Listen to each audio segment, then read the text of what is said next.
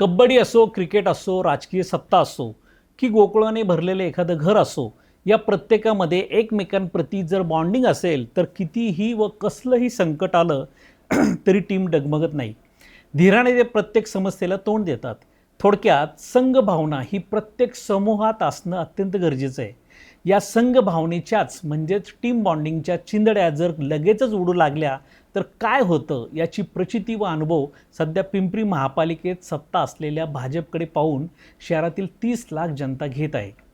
आता आपण मुख्य मुद्द्यावर येऊ. नमस्कार, मी विजय जगताप. पिंपरी महापालिकेत भाजपची सत्ता येऊन नुकतेच 6 महिने पूर्ण झाले.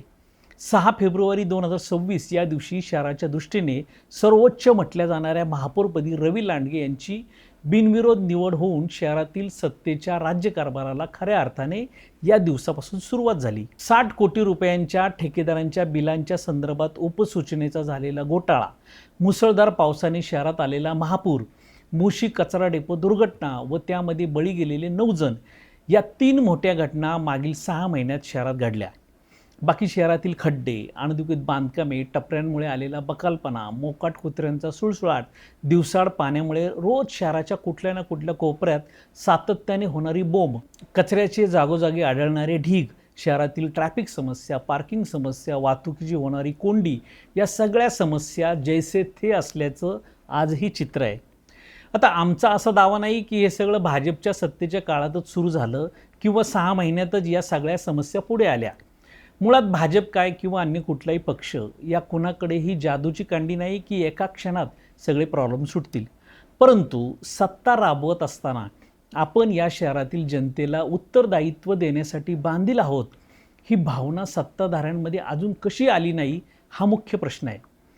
विकास कामे सुरू असणं, नियोजन करणे, काही कामे पाईपलाईनमध्ये असणं, त्याविषयी सातत्याने मिटिंग घेणं, प्रेझेंटेशन सादर करणं, चर्चा करणं, यामध्ये म्हणजे आम्ही प्रश्न सोडवले आहेत असे होत नाही. तर लोकांच्या दृष्टीने छोट्या छोट्या वाटणाऱ्या नागरी सुविधांबाबतचे जे प्रश्न आहेत ते सुटलेले दिसत नाहीत. ही फ्रेम निर्माण करण्यात मात्र सत्ताधारी भाजप फेल झाला आहे. ते कसं हे आता आपण विस्ताराने पाहूया.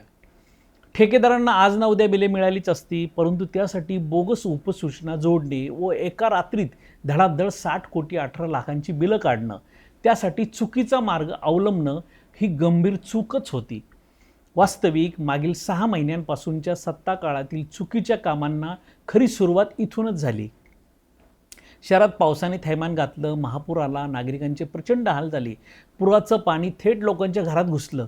हे का घडलं तर याचं एकमेव कारण म्हणजे शहरात जेवढे नाले आहेत त्या नाल्यांवर झालेली अतिक्रमणं, नाल्यांचा मार्ग फिरवणं आणि नाले बुजवणं. यामुळे आपण स्मार्ट सिटीत राहतो की ॲमेझॉन जंगलातील दलदलीत राहतो की स्मार्ट सिटीत राहतो याचा अनुभव लोकांनी घेतला. बरं, आता पाऊस जवळपास थांबला आहे, मग नाल्यांचा कोंडलेला श्वास मुक्त करण्यासाठी मागील महिन्याभरात भाजपनं कोणतं पाऊल उचललं तर उत्तर येतं शून्य. मोशी कचरा डेपो दुर्घटना म्हणजे तर पालिका प्रशासनाच्या चुकीला क्षमा केली नाहीच पाहिजे. पालिकेने आर्थिक मदत दिली, परंतु गेलेले 9 जणांचे जीव पालिका परत आणू शकत नाही. ठीक आहे, आता चौकशी समिती आपलं काम करीत आहे, परंतु या घटनेशी संबंधित अधिकाऱ्यांवर कठोर कारवाई व्हायला हवी. हे सत्ता राबवणाऱ्या कारभाऱ्यांच्या वाचेवाटी येऊन जनतेला ते सांगणं अपेक्षित असताना तसं घडलंच नाही. उलट संजय कुलकर्णीसारख्या निलंबित अधिकाऱ्यासाठी शहर अभियंता क्रमांक 2 हे पद सर्वसाधारण सभेत उपसूचना देऊन पास करण्यात आलं. कार्यक्रमात जशी एखादी राखीव खुर्ची ठेवावी तसे पद राखून ठेवण्याचा प्रताप सत्ताधारी भाजपने केला.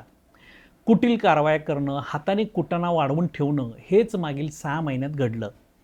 गरज नसताना प्रभाग कार्यालय वाढवून ठेवली, स्वीकृत नगरसेवकांच्या जागा भरण्याचा विषय वारंवार पुढे ढकलला, आपल्या कारभाराची लक्तरं वेक्षीवर टांगू लागल्याचं दिसताच सर्वसाधारण सभेचं लाईव्ह प्रक्षेपण बंद करून टाकलं. आपल्याच पक्ष निर्णयाला व धोरणांना सर्वसाधारण सभेमध्ये आपल्याच पक्षाचे नगरसेवक फाट्यावर मारतात, हे पाहून मग त्यासाठी पत्रकार परिषद घेत सभागृह नेत्यांना कारवाई करणार असा इशारा द्यावा लागणं, हे सत्तेचा कारभार सुजलाम सुफलाम नसल्याचं मुख्य लक्षण म्हणता येईल. भाजपच्या पालिका सत्तेचा कारभार 6 महिन्यातच भरकटला, परंतु पक्ष संघटनेचा कारभार तरी नीट आहे का तर तिथेही तीच बोंब आहे. भाजपच्या प्रदेशाध्यक्षांनाच किती नगरसेवक पक्ष बैठकीला आलेले आहेत हे मोजावं लागणं तसेच महापौरांनी पक्ष बैठकीला हजर राहायला हवं हे प्रदेशाध्यक्षांना जाहीर सांगावं लागणं हे उत्तम राज्यकारभाराचं लक्षण बिलकुल म्हणता येणार नाही. मुळात मी भारी की तू भारी या येगूमध्येच भाजपचे 84 नगरसेवक अडकले आहेत. स्थायी असो की सर्वसाधारण सभेची प्री मीटिंग, इथं ठरतं वेगळं आणि घडतं मात्र वेगळंच. थोडक्यात पिंपरी महापालिकेत भाजपची सत्ता आहे, परंतु सत्तेत भाजप नाही. अजूनही वेळ गेलेली नाही. चांगले रस्ते, मोकळे फुटपाथ, ट्रॅफिकमुक्त चौक, अडथळ्यांशिवाय पार्किंग व्यवस्था, मोकाट कुत्र्यांच्या रोडवर फिरणाऱ्या टोळ्या, खड्डेमुक्त आणि कचरामुक्त शहर आणि दिवसाआड का होईना स्वच्छ व पुरेसे पाणी, एवढं जरी भाजप झालेल्या चुकांपासून बोध घेऊन सुधारणा करू शकली तरी पुरेसे ठरणार आहे. बाकी तुमच्या ठेकेदाऱ्या, पैसे खाण्याचे आडवे तिडवे उद्योग यामध्ये लोकांना ना रस आहे ना जाणून घेण्याची इच्छा. एकूणच सामायिक परीक्षेत सगळ्याच विषयात सत्ताधारी भाजप नापास झाला आहे. तरी वार्षिक परीक्षेत मात्र पास होण्याची संधी भाजपला नक्कीच आहे. तर या पोकळीत निर्माण झालेली उणीव शोधून जनतेपर्यंत भाजपच्या कारभाराची लक्तरे मांडत राहणं यासारखी राष्ट्रवादीला दुसरी कुठलीच चालून आलेली संधी नाही. पिंपरी चिंचवडमधील व्यावसायिकांनो, तुमच्या ब्रँडला द्या आता डिजिटल भरारी. Pimpri चिंचवडमधील number 1 Pimpri Chinchwad news digital चॅनलवर आपल्या व्यवसायाची जाहिरात करा आणि आपला ब्रँड स्थानिक ग्राहकांपर्यंत पोहोचवा. अधिक माहितीसाठी QR कोड स्कॅन करा आणि सोबतच आमच्या सर्व प्लॅटफॉर्मला लाईक, फॉलो आणि सबस्क्राईब करा.